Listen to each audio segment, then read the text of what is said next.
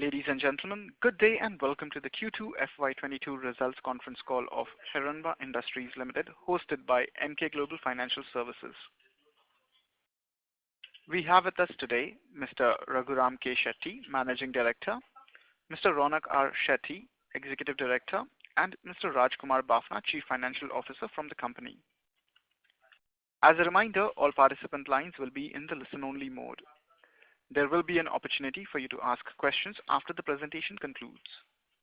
Should you need assistance during the conference call, please signal for an operator by pressing star then 0 on your touchtone phone. Please note that this conference is being recorded. I now hand the conference over to Mr. Harsh Bhatia from Emkay Global Financial Services. Thank you, and over to you, sir. Yeah, thanks, Zed. A very morning to everyone. I would like to warmly welcome the management from Hiranba and thank them for this opportunity. I shall now hand over the call to the management for the opening remarks. Over to you, gentlemen.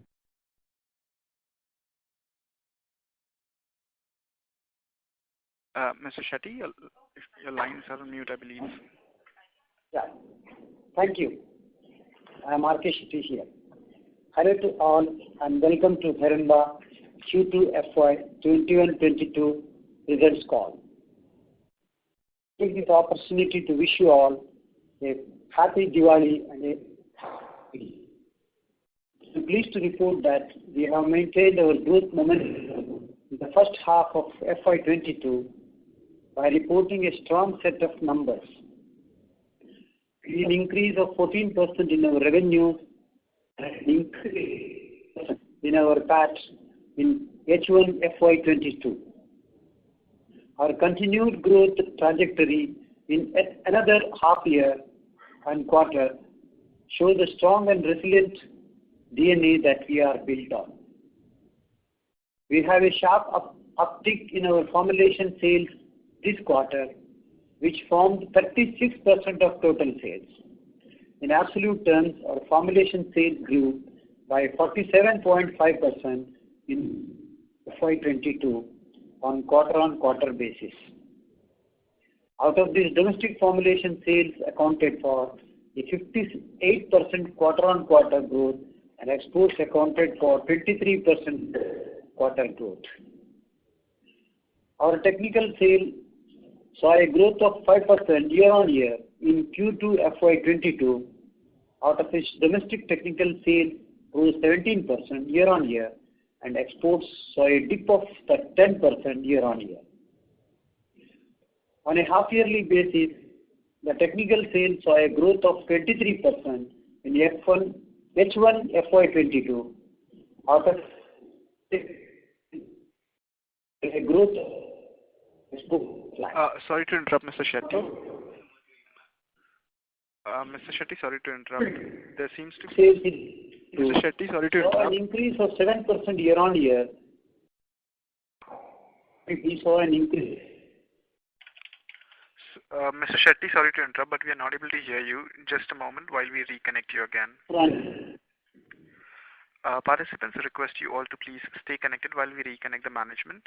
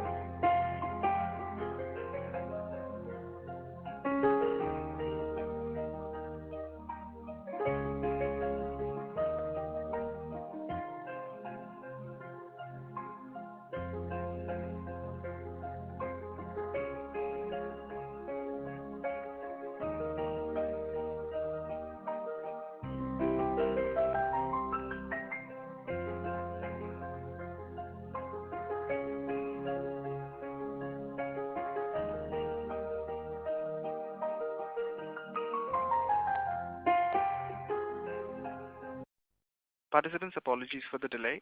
We have the line now reconnected for the management. Mr. Shetty, you may please go ahead, sir. I hope I'm audible now. Let me start once again. Our total domestic sales in Q2 FY22 saw an increase of 7% year on year, and in H1 FY22 we saw an increase of 25%. On the export front, barring the freight and logistical challenges, business at broad level continue to perform well. On a long-term basis, the sector fundamentals continue to remain strong. I am happy to announce that this October, we have sent our first consignment of our newly registered insecticide molecule to USA, which marks our entry into the highly regulated market. I am very hopeful that our presence in this new geography will strengthen in the times to come. As mentioned in earlier calls, we intend to capitalize on opportunities generated by various technicals going off patent in the coming years by manufacturing and supplying generic variants of the technicals across the globe, putting greater emphasis to register these molecules in the regulated markets. Our surrogate last quarter is progressing as planned, and we hope to reap its benefits very soon. Our broad capex plans are also on track, and I am happy to announce that our Unit 4 plant in Vapi will commence in November end 2021 this month.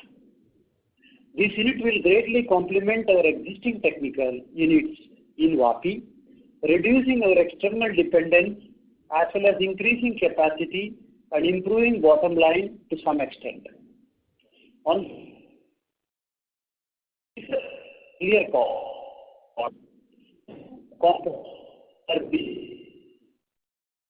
which are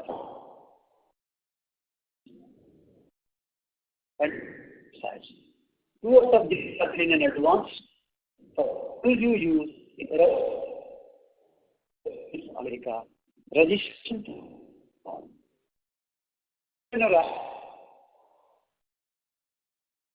sales and 18 to 20% EBITDA margins, as the company is well poised to build on the strong operations developed over the last few years. I am hopeful the company will continue to grow and surpass this milestone.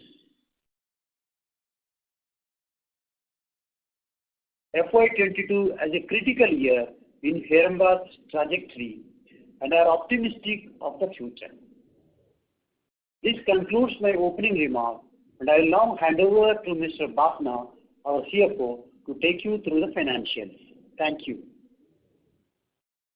Thank you, sir. Good evening, everyone. I would like to briefly touch upon the key performance highlights for the second quarter and half year September 2021. Then we'll open the floor for question and answers. On the revenue side, quarter 2 FY22 revenue at rupees 3,534 million versus 3,491 million in quarter 2 FY21, a growth of around 1% on year-on-year basis and growth of around 0.5% on quarter-on-quarter basis. H1 FY22 revenue at rupees 7,048 million versus 6,183 million in H1 FY21, a growth of around 14%. On the EBITDA side, quarter 2 FY22 EBITDA margin, including other income, at 18.77% versus 16.20% in quarter 2 FY21 and 19.66% in quarter 1 FY22. Quarter-on-quarter dip in margin was primarily due to increase in logistic cost and energy cost. H1 FY22 EBITDA margin including other income at 19.2% versus 16.2% in H1 FY21. Coming to the profit after tax, quarter 2 PAT was at rupees 4,456 million versus 377 million in quarter 2 FY21, an increase of around 21% year on year, and rupees 473 million in quarter 1 FY22. Quarter 2 FY22 PAT margin was at around 12.91% versus 10.8% in quarter 2 FY21 and 13.48% in quarter 1 FY22. H1 FY22 PAT at rupees 930 million versus 663 million in H1 FY21, an increase of around 40%. H1 FY22 PAT margin at around 13% versus 10.7% in H1 FY21. This resulted in the EPS being at rupees 11.4 per share during quarter 2 FY22 versus rupees 966 in quarter 2 FY21, an increase of around 18%. In rupees 23.24 during H1 FY22 versus 16.98 in H1 FY21, an increase of around 37% year-on-year basis. That concludes the update on financial, and we can open the floor for question and answer. Thank you very much, Mr. Bafna. Ladies and gentlemen, we will now begin the question and answer session. Anyone who wishes to ask a question may press star and 1 on their touchtone telephone. If you wish to remove yourself from the question queue, you may press star and 2. Participants are requested to use handset while asking questions. Ladies and gentlemen, we will wait for a moment while the question queue assembles. To ask a question, please press star and 1 at this time.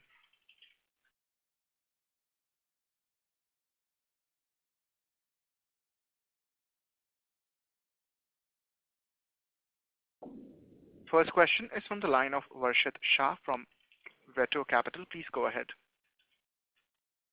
Thanks for the opportunity. So my first of all, congratulations on your first consignment to US and all the best for the geography. My question is on actually two fronts. First, on the technical domestic sales growth of 19% on a YOY basis. If I understand, we operate more in the insecticide segment where our Fireside products lie, and the domestic insecticides market actually kind of suffered overall.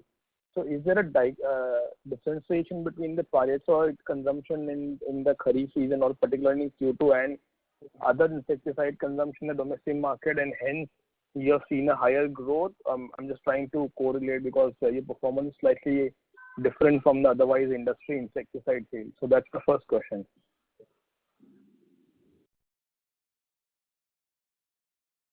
Okay, let me rephrase my question. So you have reported 19% increase in domestic technical sales, and we manufacture a lot of insecticides in our portfolio. Now, the domestic end-use market has saw a decline actually in the insecticide on a YOY basis in Q2. So is there you have done exceptionally well, or the Pyrethroid segment overall has done well vis-a-vis other insecticides in the market, in the technical domestic market? No, we will not say the Pyrethroid segment as such did exceptionally well. We had introduced two fungicides this year, and that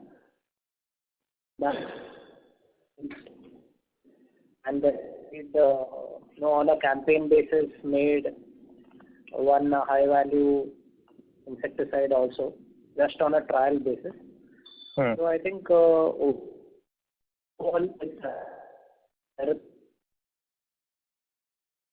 molecules contributed to the so the new molecules basically help to ramp up the domestic part.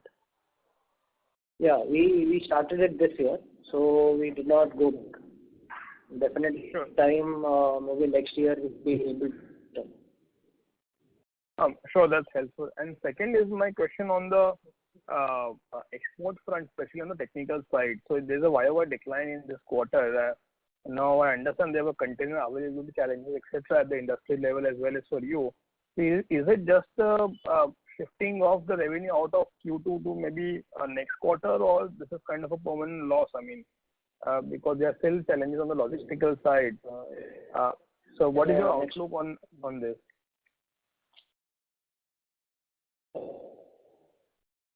Sure. So whatever. Operator, actually, I can't hear anything. Sorry. So I don't know if... Participants, request you all to please stay connected while we check for the management audio.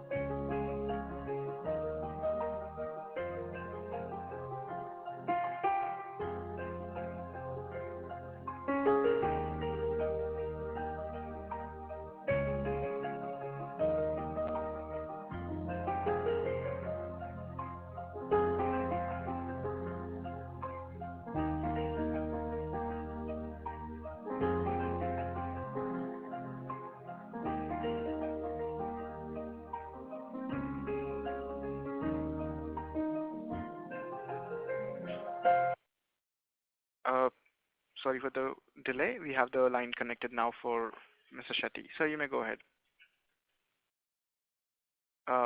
It would be good. Varshit, you may continue with your question, sir. Okay. Yeah, so my question was secondly on the domestic front. So on the export front, so we saw a YOY decline in exports and QOQ also. I mean, sort of a muted decline on the export front on the technical side. So my question is there a shift, just a delay in the shipments and hence the delay in booking of revenue in this quarter, and probably that will recover in third quarter, or this is a permanent loss? That's point one. And second, what is the reason for this slowdown in the export growth? There are two things. One would be the logistic issues that we are facing. So there's been delays in dispatches because of these logistical issues. That's why we focus more on domestic. It will not be a permanent loss. It is being, you can say it is delayed by a month or so. So maybe whatever is not visible in the last quarter will be visible in Q3. And some will switch to domestic. Okay, so is it safe to assume that your Q3 exports YOY would be better than otherwise than the normal trend because of some revenue shifting out of Q2 to Q3 on relative basis? Yeah, could be. Sure. One last question from my end to Bafna ji. Bafna ji, you alluded in your opening remarks regarding higher cost and especially on the transportation and freight, which resulted in higher SG&A expenses. So should we assume that the current level of SG&A expenses is the new normal and something which we should model going ahead in this range?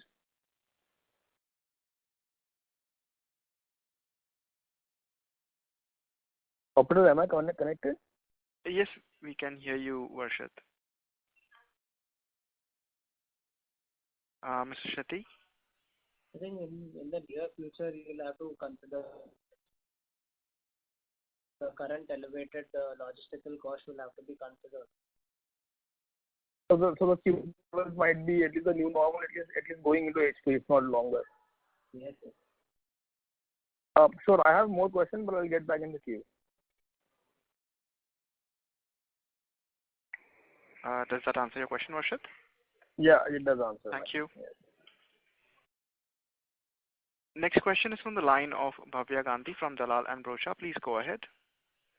Yeah, thank you so much for taking my question and congratulations to management on stable set of numbers.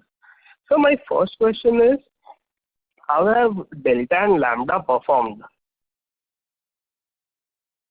Being stable. Being stable. And sir, if you can quantify what would be the order size of our US consignment? Order size in quantity? No, but in value terms or in quantity terms. Quantity you can say around 50 tons, broken 50 into parts. So okay. Around 70% would be in this quarter, in the coming quarter. Okay. And sir, our domestic sales have seen an uptick on account. Is it on account of import substitution? And is it sustainable going forward, or is it just a one-off? No, it is not import substitution. The focus was more in domestic because of the delays due to logistical issues. So instead of keeping inventory, we pushed more in domestic. And sir, last question. There is acute food shortage in China. So China being one of the largest consumer of pyrethroids, are we focusing more on China now? So we've always been focusing on China. We focus on all the geographies that we have registration in. Okay. At current run rate, sir, can we achieve our 18 to 20% guidance, revenue growth guidance? Okay. Yeah. Thank you so much, sir. I'll get back into queue. Thank you.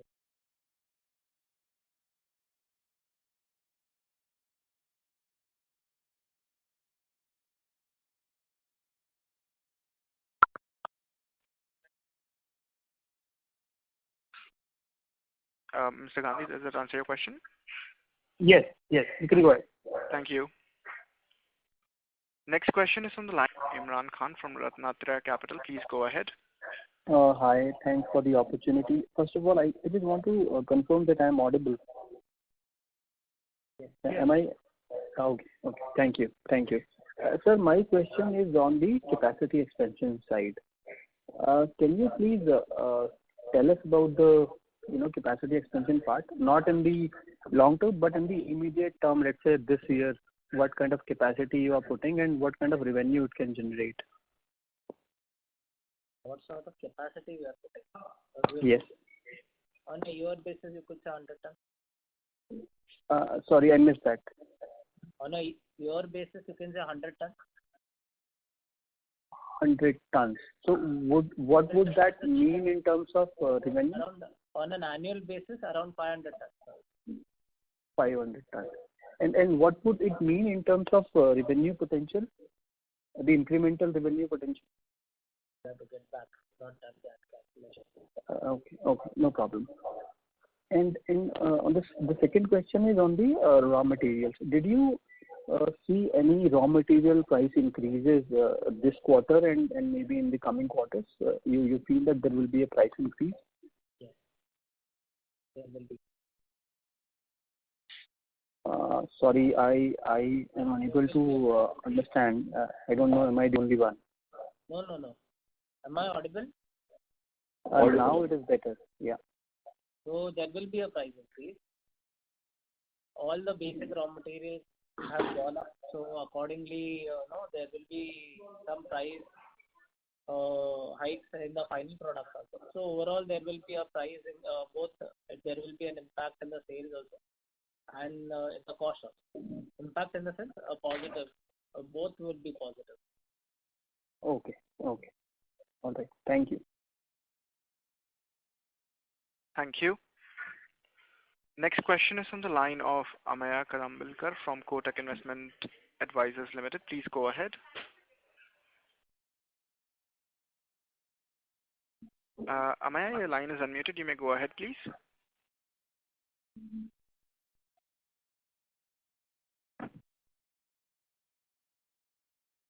Mr. Amaya Karambilkar, you may go ahead with your question.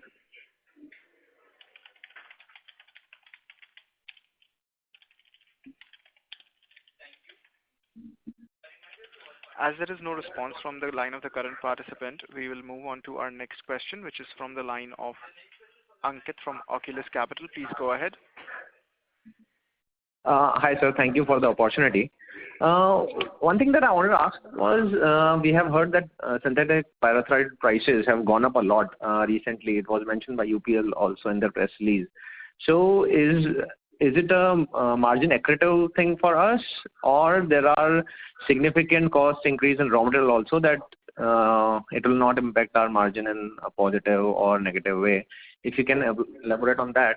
And my another question is, because we export technicals to China, and because of the pollution issues, there are some capacity constraints there. Some capacities are shutting down. So is that on the formulation side or on the technical side? So basically, will it be beneficial for our company in the long run? Thanks. For the pyrethroid price increase, the cost has also gone up. But definitely there will be some advantage that we may get. the coming quarter. Regarding the pollution issues in China, definitely there will be some benefit that we may get. But then we don't know, the bigger may get bigger. The bigger players there in China would also try to gain some share out of it. So we'll have some advantage, not a very big advantage. We'll not say like that. We'll be correct. We'll try our best. Okay. Thank you. Thank you. Next question is from the line of Mukesh Panjwani from Value Securities. Please go ahead. Yeah, sir. Congratulations for good set of numbers. Am I audible? Yes. Yeah. Yeah, sir, my question is that by this increase in raw materials, would we be in a position to pass it on? Yes. Like, would we be able to maintain our EBITDA margin? Yes.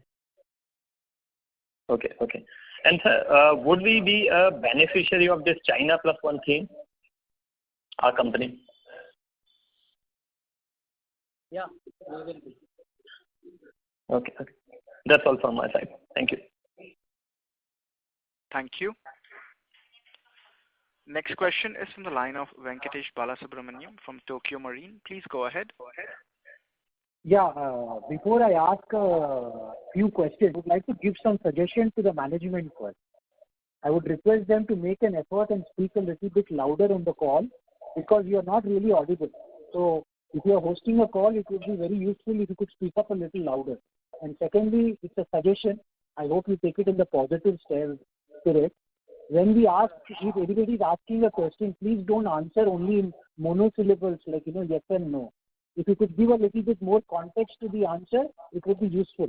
Otherwise, we really cannot make out anything. So this is a couple of suggestions.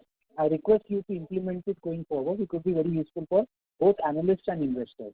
Now, coming to the three questions which I had, why exactly is your top line growth in this quarter? There's hardly any top line growth YOY. Is this in line with your guidance, or we are running a little bit? This quarter in itself was a little disappointing in terms of top line growth for the management. Now, if you could give some context, what was expected, what went wrong, and why the top line growth is less. The second question is, what is your guidance for top line, EBITDA, and profits for the current year? And the third thing is, if you look at your cash flow from operations, in the current quarter, your cash flow from operations has turned negative. Why exactly has it happened?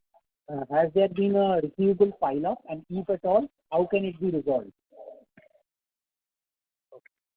So, answering your first question, am I audible? Yes, you are. Okay. So, regarding why our top line has not grown, the reason is, one, the logistical issues, because of which there are delays in supplying in the export market. Second is, the domestic business this year had been a bit separate.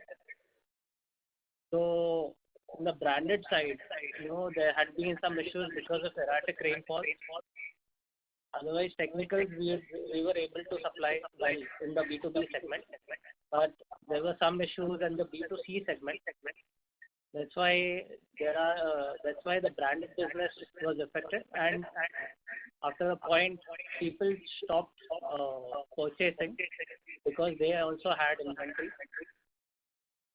So that led to this top line issue. Okay. Now, on that related context, your answer to the first question, this logistical problems, which is basically availability of containers and all those things, it's an industry-wide phenomenon. How is the situation now?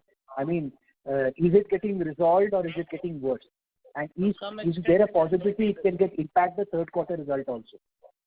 To some extent, it is getting resolved. Okay. Because now the customers have also become smarter. They have realized that they have to book in advance if they want their material on time in their market. So customers have started buying early. So that is one change that we have seen. Okay. And also there are some some improvement in the logistical front. However, now, the cost-wise, anyways, it has gone up. So there will be some cost impact, but availability is better than last year. Okay. And the stocks that have been lying, in the earlier, now you ask, I'll answer your third question also.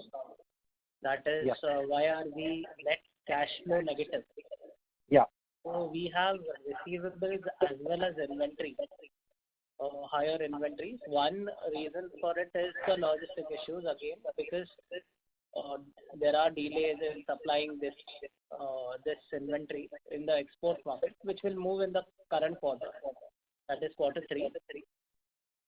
And receivables also is anyways Q2 generally we have higher sales, so the receivables, you see a better movement in the quarter 3, the current quarter. Okay, that was a very useful answer. If you could address the second question, which was like, second question what exactly? Yeah. I'm sorry. What was your second question? The second question is, what is your guidance for sales, EBITDA, and profits for the current year? That is, if at all you have a guidance. We've always said that our growth is in range of 18 to 20%, and we've been able to meet that. We feel we'll be able to maintain that kind of growth also, and EBITDA margins also we will maintain in the range of 18 to 20%. Okay. Thank you very much. All the very best for the future. Really sorry that we were not answering properly. We felt it was a short answer only that was asked. So we did not give any brief reply. We gave a smaller reply to it.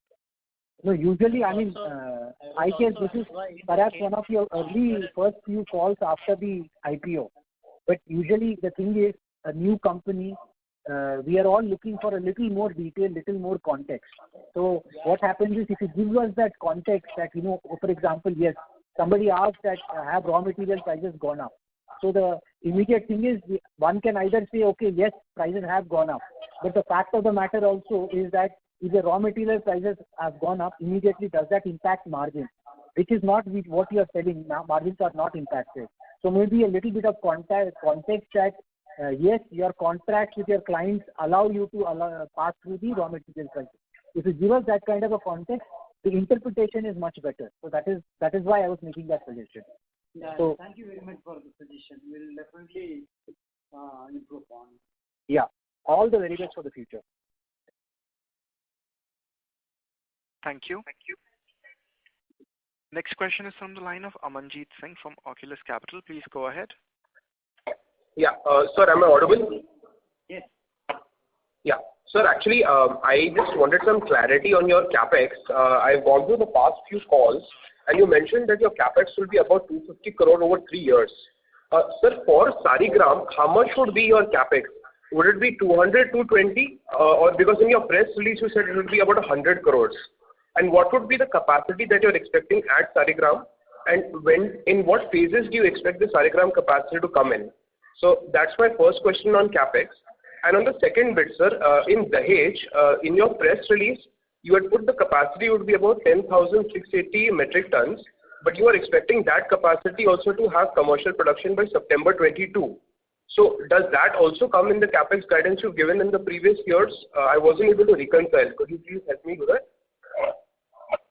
Initially, when we used to say that our capex plans would be in the range of 150 crores, which we increased to 250 crores lately in 3 years. Okay. So in that we feel that Sarigram we would have a capex of around 180 crores, and the rest would be in the first phase we'll say Dahej our focus would be more on Sarigram. So once Sarigram facility is fully operational, we will be focusing more on our Saika facility.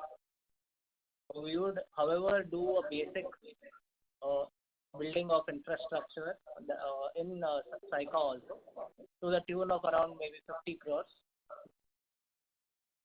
Okay, so if I get you correctly, out of the 250 crores, approximately 180 crores is for Sarigram and 70 crores is for Dahej, correct? Right. So in Sarigram, what is the capacity that you are expecting? Is it 24,900 metric ton? And by when will that full capacity come in, sir? No, it is not 24,900. We'll say in the first phase, we'll come up with around 5,000-6,000 tons, take it up to 10,000. And then as and when we see better scope growth, we'll increase our capacity. Definitely, the 24,000 tons, I don't know where this figure has come. I think it is from the EC. So it's from your press release, sir. It's from your press release that you've given. Based on EC. Okay. So in that we've changed some product profile. So where we'll be focusing on some higher value molecules. So this quantity may not come in. Initially we were thinking of some intermediate, which we have changed now. So maybe to the tune of around 15,000 tons, we may go up to 15,000 tons. Okay, so the phase 1, which is 5,000 to 6,000, so that would come in when, sir? By what period are you expecting? Next year. So the end of financial year, sir, you're talking about exit? Next year as in Q2 FY23. Q2 FY23. Okay. And so the next, when you said taking it to 10,000, you mean additional 10,000 or the 5,000-6,000 will go to 10,000? 6,000 would go to 10,000. 10,000, we are saying conservative. It would be higher. Maybe next FY24 we may even touch 12,000-13,000. Okay. So your total capacity would be, your total capex for all of this till phase 1 and phase 2, that is 180, right? Till phase 2? Yes. Okay. Thank you, sir.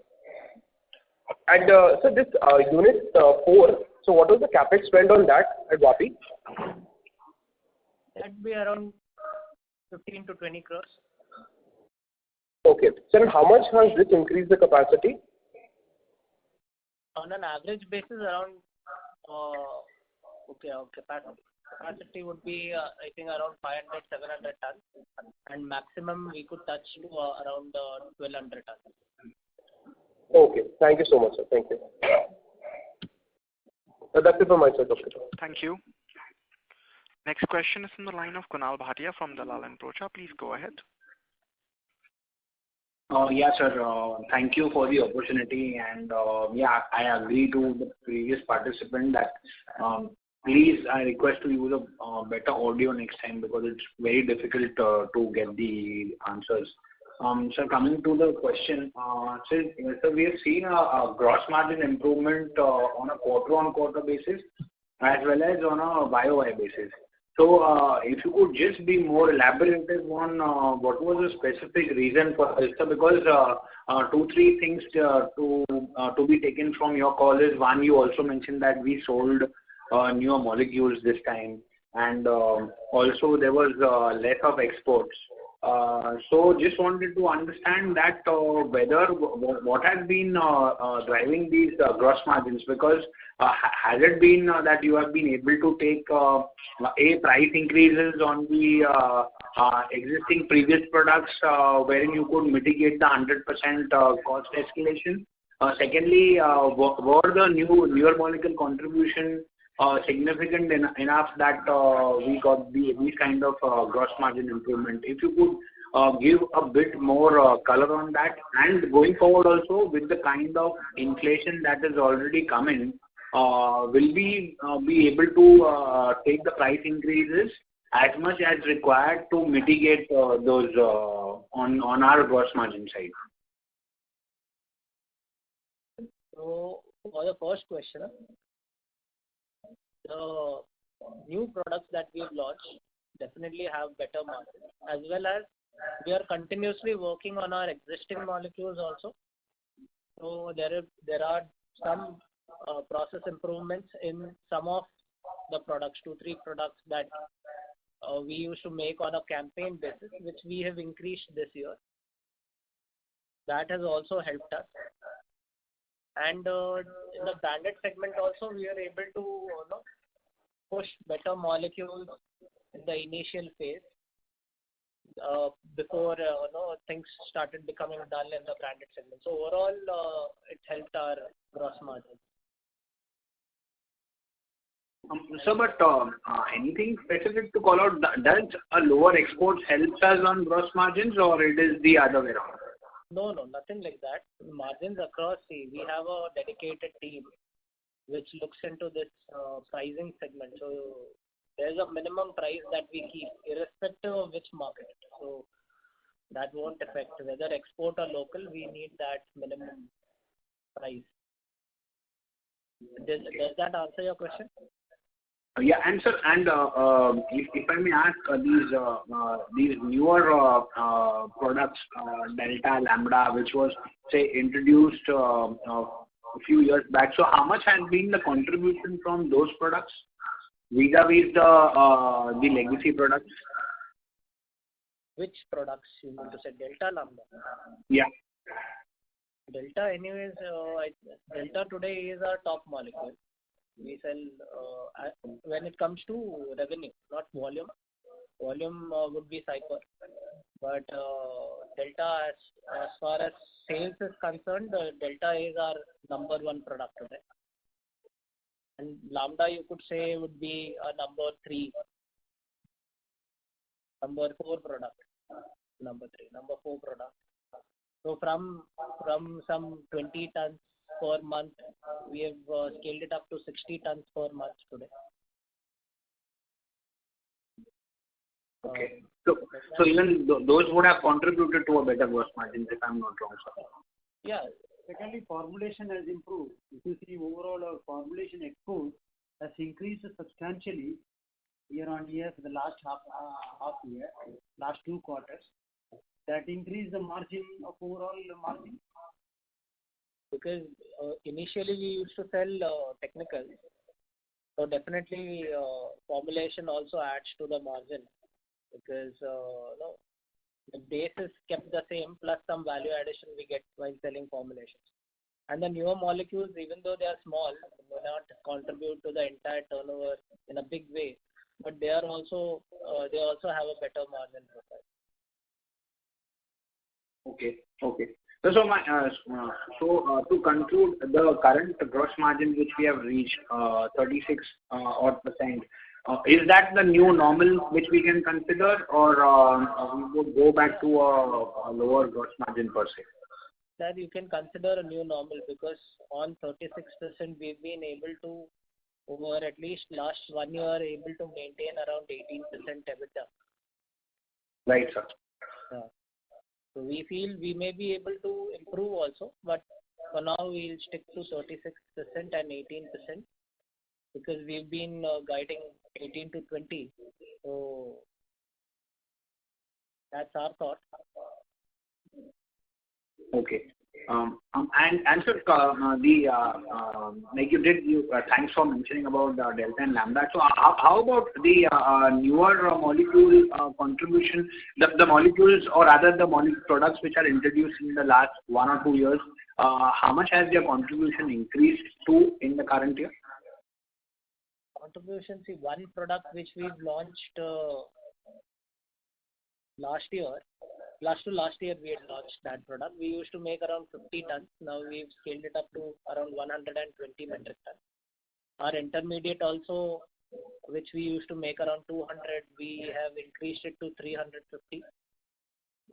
So that way, definitely, we have been able to increase our volume by increasing our capacities, by debottlenecking our existing facility to some extent. And once we shift to our new facility in Sarigam, there would be a better scope to increase the volumes of our new molecules that we've launched this year, or maybe last year in the second half.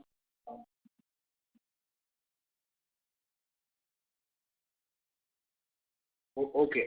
So that sounds good. Yes, that's it from my side. Thank you so much. Thank you. Thank you. Next question is from the line of Dhaval Shah from Swan Investments. Please go ahead. Yeah. Of the previous bit, there's no difference in terms of between domestic and import business? Sorry, Mr. Shah, but your voice is slightly breaking. Hello. Yeah, Mr. Shah, please go ahead. Yeah, am I audible now? Yes, better. Please go ahead. Yeah, sir. Is there a large variation in margins between exports and domestic, or it's nearly the same? Almost the same. Sorry? It'd be some difference, but you can say in this range only. Okay, got it. And in terms of between selling technicals in exports and formulations in the export market, can you little bit explain us in terms of the customer? You know, when would a customer buy a technical, or when would a customer go for buying formulations? It depends on the customer only. If he has got the facility to formulate his technicals, then if he has got a facility to formulate his own, then he will buy technical, wherein the logistic element is less there. So formulation, suppose if it is 10%, it is technical is 110. The technical formulation is multiplied. So that's it. Got it. And which geographies would we be selling more formulation? In Africa, it is mostly formulation. In rest of the areas, it is mostly technical. In Africa, to some extent, CIS and Middle East. Got it. Because generally, would a customer in Europe or somewhere in Asia would buy more of formulations? Because logically, buying formulations more like it's mixing water and something else also with the technical and then making the final product. So it's a little expensive to buy formulation ready-made for the customer. Is my understanding correct? So if it is if it is a basic formulation, then yes, correct. But if it is a specialized formulation, then they prefer buying it from those who know to make specialized formulations. For example, normal EC formulation, they'll make it in-house. But for a WDG formulation, they may rely on India or they may rely on China. In that case. For your information, we have all the chemistry, all the formulations we can make. The newer molecule, newer chemistry also, we are in-house facility to manufacture. It's our Sarigam plant. Okay. And so Sarigam so post factory going live in the second quarter 23, as you just mentioned, will our margin range be also superior? It will be in this range. Okay. Multiple segments, so we cannot exactly say whether it will go up. If some segment does not perform well, it somewhere comes in this range. With the growth and the EBITDA margins that we have guided, we will be able to maintain that kind of growth and EBITDA margin. Okay. And sir, in terms of our say 2 to 3 year plan, our product mix and focus of the company would be what? We would be focusing on the current chemistry or launch a new product, or as a goal, do we want to create leadership in a lot of molecules which are large volume leadership? What is the The existing one, we will take the leadership position. We will continue to maintain the leadership position. On the Sarigam side, it will be a mix of older molecules as well as the newer molecules. If the big sites, we will do both. Okay.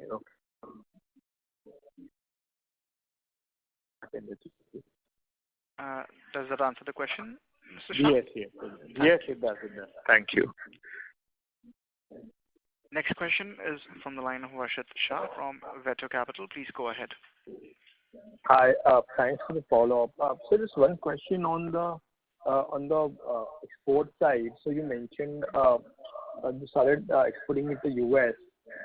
What is the full potential you're expecting from this geography, and by what time you think that you will be able to at least reach the phase 1 of your internal target, maybe by next year or so?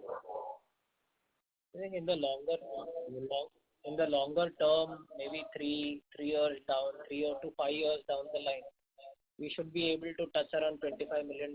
That's the goal. Immediate future completely depends on what registrations and how quickly we get these registrations. So today we have only one registration. So then it depends on the geography as well, the customer capacity and the geography. So immediate we'll not put a figure, but longer term we feel around $25 million will be our goal. Sure. And secondly, in terms of the type of customer in this geography, so would it be a locally formulated company? Because US market is a more consolidated market on the brand side. I just wanted to understand the color of the customer, what kind of customer you feel that the geography would cater to from our perspective. Could be both. Depends on the customer only. So many times they wish to take formulation.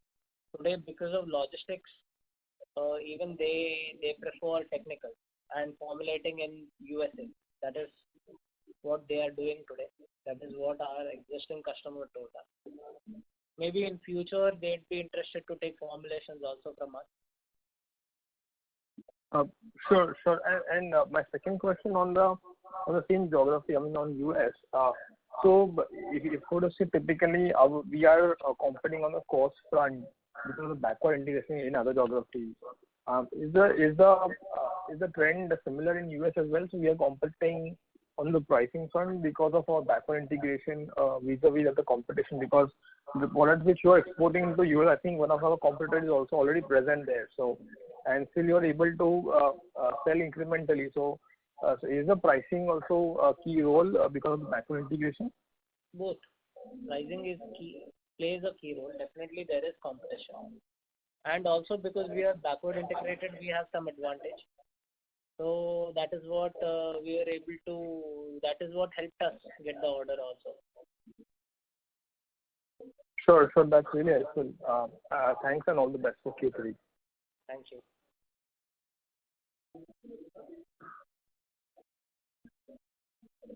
Thank you.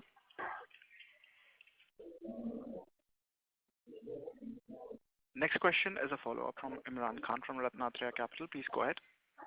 Hi, thanks for the opportunity again. Sir, you have provided a nice breakup for your, capacity expansion at Sarigam. Can you please also do the same thing for Dahej and Saika, if it is possible? Currently, we have not put a lot of thought on that side. Okay. First priority is to completely utilize and bring up the Sarigam facility. In Dahej, we will be taking it up for the civil and all, but we have not exactly thought which product. For the entire site, we have not thought. So giving an exact figure for the entire site would be tough. But got it. We will give a guideline for Saika project, Dahej project also. We have some thoughts for some products, but not for the entire site. Completely understand it, sir. And the second question is an optional question. If you feel you don't have to answer, please feel free to don't answer. But I've been reading about this thing in your prospectus and other areas in media that there has been a default of about 50 crore rupees on debt by the promoter, in a different company, I think. So, would you like to explain that? What kind of default it was? What is intentional, or what is it was just a mismatch of cash flows in some of the other companies? See, this is a old story actually. The very purpose of this public issue was one of our director had he had one company and it did not go well, and it is out of the OFS that money, that whatever amount is cleared, and the day he got the money out of the OFS money. No, sir, I completely understand it that you have cleared it. My point is, and that why it has happened. Was it a situation in the business which has ended up into troubles, or it has to do something personal on a personal level. This is what I'm asking. See, this was a chemical pharmaceutical intermediate company he had started. It did not, for certain reason, it didn't go well, and there was a small outstanding, and he tried his whole best to clear. But out of the OFS, he cleared the day one. In few days only, he has cleared that amount. And had it been intentional, it would not have happened. It is cleared long back, and it is anyway. It is not a part of Heranba. One of the he is involved in this company. One of the directors. That's all. That is a relation between Heranba and his company. That company. Completely get it, sir. Thank you. Thanks. Thank you very much. Next question is on the line of Harsh, and retail investor. Please go ahead. Hello, am I audible? Yes, you are. Please go ahead.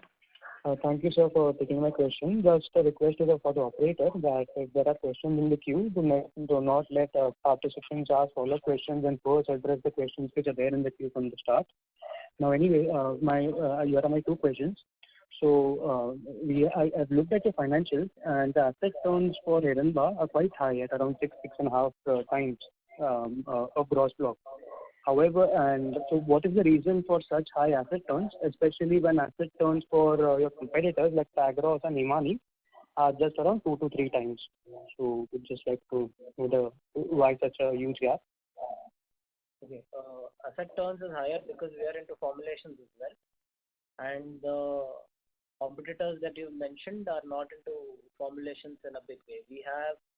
We have a focus segment in formulation, both B2B and B2C, and they are quite asset light. Okay. And second question is, sir, what would be the competitive advantage of the company in the pyrethroid segment? So there are various competitors. UPL is there. So what is the competitive advantage in that segment?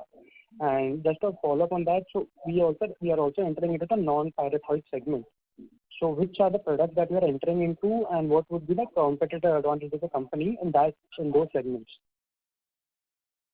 Competitive advantages, we are fully backward integrated, fully forward integrated, and we have registrations in, now you can say, across the globe. Earlier we would not say US, Europe, but now we are there everywhere. That's our competitive advantage. So we are not dependent on any particular geography. If one is not performing, we have another facility, another geography to cater. That supports us. Our facility is fully fungible. We can switch to whichever product is making more sense to us. And for our new molecules, also we have thought in all directions as such. If you see, immediately we may come up with some insecticide and fungicide products in our new facility. And the competitive advantages, what is our say R&D and our production capabilities. So we've been in this production segment for a really long time now. We have a very good team. We have a very good R&D facility as well. So that is going to support the next non-pyrethroid phase growth. Okay, and which segment are we entering into exactly? In the non-pyrethroid segment? Insecticides, maybe organophosphorus we've thought of, and a few fungicides. Okay. Yeah, this was very helpful, sir. Thank you. Thank you very much. Next question is from the line of Raj Shah, an individual investor. Please go ahead. Am I audible, operator? Yes, Mr. Shah, you are audible. Okay. So my question was, as mentioned in your DRHP, the pyrethroids market, Indian pyrethroids market has grown at around compounded annual growth rate of around 7% over last few years. So my question was, how has our company Heranba managed to maintain this growth rate of around 18 to 20%? So how is this managed? So one thing is, pyrethroid as an entire segment is growing at 7%. We are not there in entire pyrethroid segment. Our base is smaller, and once we've been able to increase our capacities for the existing products, increase the number of products in the pyrethroid segment, get more registration across the globe, that has helped us keep a higher growth trajectory in the pyrethroid segment. And 7% is for the multinationals who are into the branded segment who are selling. They have been able to grow at around 5 to 7% over the last 10 years, you can say. So that is the advantage that we've got. Okay. And another question was, can you please help on the figures in terms of revenue mix in terms of insecticide, herbicide, and fungicide? Revenue mix? Yeah. You can say around 80% is insecticide. Okay. Yeah. And rest you can say around 15% is fungicide, and 5% would be herbicide. 5% would be? Herbicide. Okay. Herbicide and others. Right. Lastly, I would also like to ask, as we have read in your DRHP that pyrethroids have an inherent that when it comes to open source, so there is a problem of photo degeneration as well as increasing resistance from other pests. So how will this affect our company, and is any promotion being done by the government's end for pyrethroids? Currently, we will not. Resistance as such is developed for almost every chemical if you use in excess. Mm-hmm. So we always tell our end consumers also, because we are in the branded segment, we tell them not to use the same chemicals back to back. You have to keep alternating between chemicals. So that is very critical. Even medicines, if you see, you have to do that. You cannot take the same thing again and again.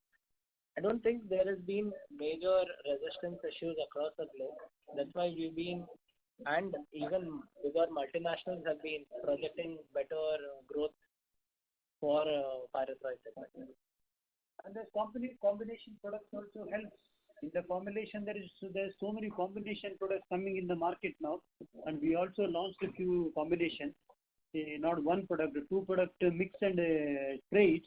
That also we got a few registrations. That helps this problem, resistance issue. Having multiple mode of action, combination with different mode of action helps in breaking the resistance. Okay. And my last question would be, going forward, how do we see our revenue mix in terms of pyrethroids and non-pyrethroids? So presently, as mentioned in your previous call, it is around 65% from pyrethroids. So going forward, how will this figure turn? So it is around 65, may come down to around 57, around 3-5 years down the line.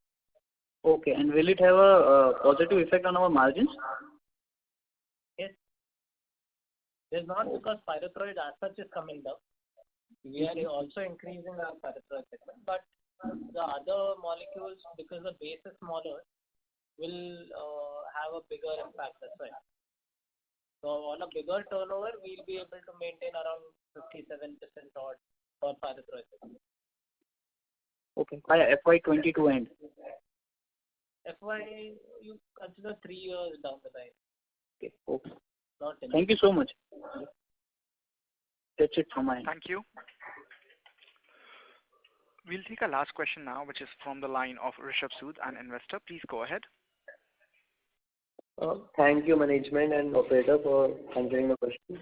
I just wanted to clarify, because of the audio issue, I couldn't get the update on the US consignment.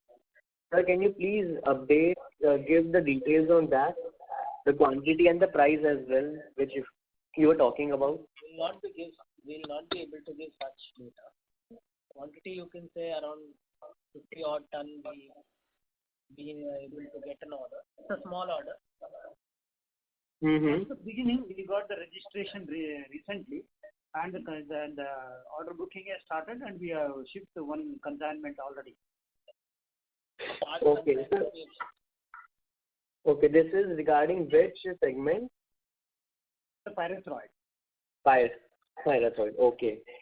And for the capex plans, you said 250 crores of capex in the next 2 to 3 years. So for unit 1, phase 1, you were talking about 5 to 6,000 tons. So for 5 to 6,000 tons, that was for 180 crores. No, entire 180 crores. Okay. So phase 1 and phase 2 were for Sarigram plant. Sorry. Okay. Okay. And also, sir, in the previous question, you were saying in the goal to reach is $25 million.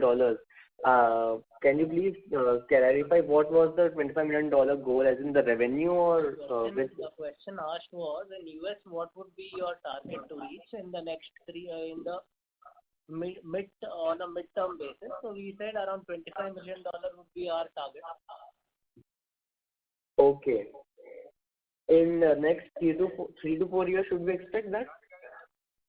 Say 3 to 5 years, yes. We should. It all depends on how quickly we get registrations and all. So we feel over the next 3 to 5 years, we may be able to reach around that figure, if not somewhere in around that figure. Order size of $25 million. Yeah. Okay. Okay, sir. That's it. Thank you. Thank you. Thank you. Ladies and gentlemen, that was the last question for today. I now hand the conference over to the management for closing comments. Over to you. Yeah.